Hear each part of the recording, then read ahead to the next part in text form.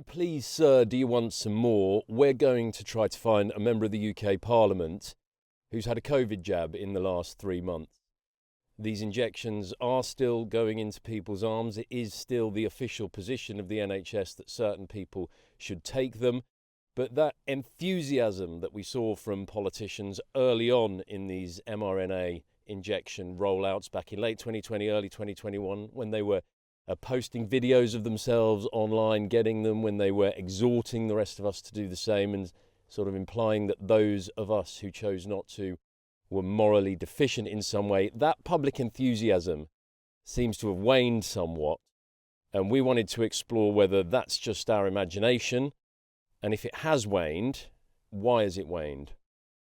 Now, this is a letter sent by NHS England to various public health officials around the country, citing JCVI, the Joint Committee on Vaccination and Immunisation Guidance.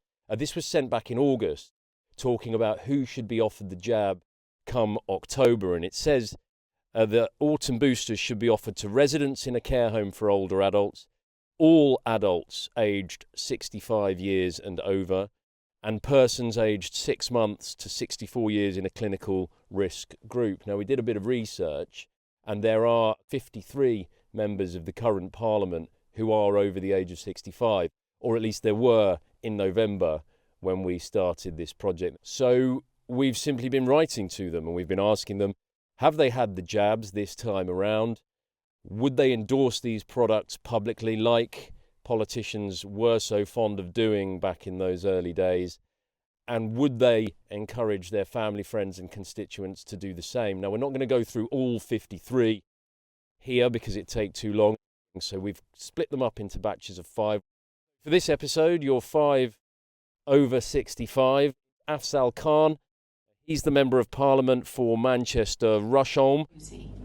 I am Muslim. Here he is in February 2021 participating in a video to try to persuade South Asian people to get the jab. Apparently there was a higher degree of vaccine hesitancy amongst that ethnic group than there was amongst the general population. So Afzal Khan, some of his fellow South Asian MPs, they got together.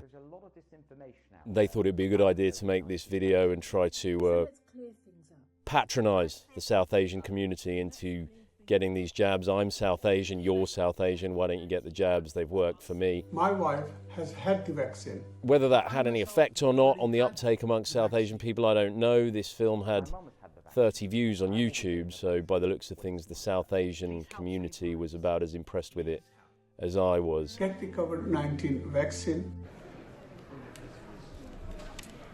The ayes to the right, 441. The noes to the left, 41. Afzal Khan, though, also voted with the Conservative government in the Vaccine Pass Bill in December 2021.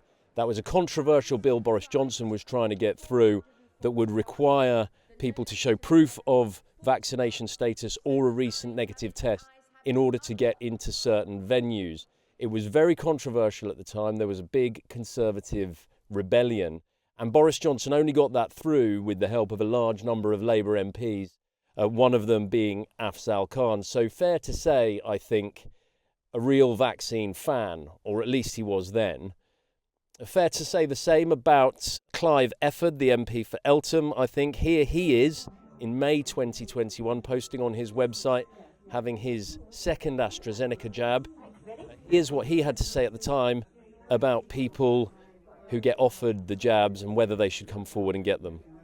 Painless. So if you get a call, make sure you make your appointment and get your vaccination, because the more of us that are protected, the more we're all protected. So do accept the invitation when you're asked to go for your vaccination.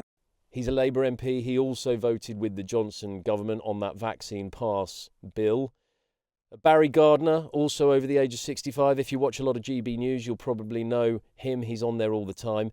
He abstained in the vaccine pass vote.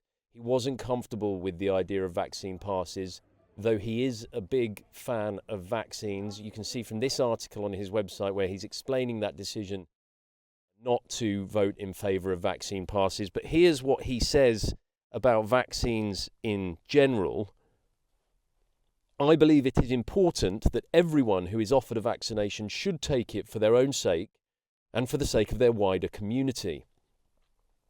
Bob Blackman, who is the only Conservative on our list this week, he was very vocal against the idea of vaccine passes, to his credit, but he was very pro-vaccines in general, as you can see here from his Twitter feed.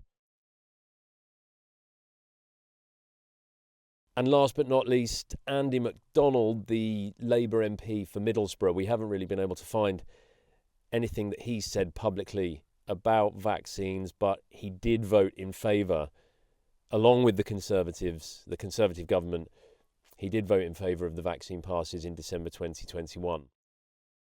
So those are the 5 over the age of 65 for this first episode. This is the letter that we wrote them on the 26th of November. We are independent journalists. We are trying to determine how many members of the House of Commons who are aged 65 and over and therefore entitled to a COVID-19 vaccination in the autumn of 2024 have taken up the offer. If you are willing to take part in our survey, please answer the following questions by return. Have you taken a COVID-19 vaccination booster shot this autumn, i.e. following the rollout of the autumn vaccination campaign that began on 3rd of October 2024? Are you willing to state publicly that you have done so and endorse the vaccination campaign? Are you willing to recommend to your family, members of the public and constituents that they take up the offer?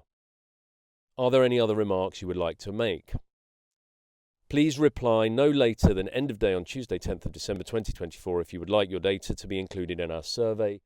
Kind regards, etc., etc. We gave them 2 weeks to reply. They've actually had much longer than that because it's taken us a while to get round to doing this edit. But what we can tell you today is that not one single one of those 5 men has replied. They haven't said that they have had the jab.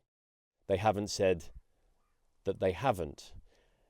Now, you can read into that whatever you like. I know what I probably read into it, but it would all be speculation. What we can say for certain is that, particularly in the cases of 4 of these people who were very, very enthusiastic publicly about these products, once upon a time, when offered the chance to be so again, they'd rather not comment. And that's all we can really say. There's been a change. We don't know why. Now, if you are constituents of any of these 5 MPs, you could write to them and you could ask them the same questions I have, and they would find it much more difficult to ignore you than they have to ignore me. If you do that and you get anywhere, you get a response out of any of them, please do let us know on contact@huntandgather.tv, and we'll include it in a future episode of this series. That's it for now, though. You've been watching Hunt and Gather TV. Please follow us on Substack, X, Rumble and Telegram for the next episode of this, which should be out soon, with the next 5 names on that list of 53, as we continue to ask of the MPs over 65 who are eligible for these COVID jabs still, please, sir, don't you want some more?